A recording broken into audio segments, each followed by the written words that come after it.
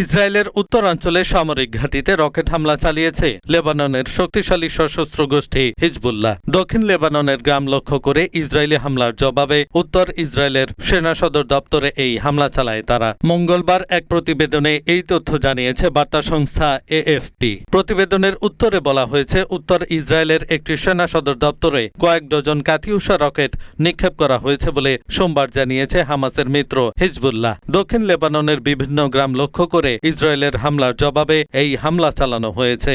গত বছরের ৭ অক্টোবর থেকে গাজায় আগ্রাসন শুরু করে ইসরায়েল। এরপর থেকে ইসরায়েল লেবানন সীমান্তের উত্তেজনা ব্যাপকভাবে বেড়েছে এবং ইসরায়েলি সেনাবাহিনী ও ইরান সমর্থিত হিজবুল্লাহর মধ্যে প্রায় প্রতিদিনই আন্তঃসীমান্ত গুলি বিনিময় হয়েছে। সাম্প্রতিক সময়ে ইসরায়েল ইরান উত্তেজনা সর্বকালের সর্বোচ্চ উচ্চতায় পৌঁছেছে এবং এর মধ্যেই লেবাননের শিয়া এই সশস্ত্র গোষ্ঠীটি সীমান্তের ওপারে ইসরায়েলের সামরিক লক্ষ্যবস্তুতে আক্রমণ আরও জোরদার করেছে।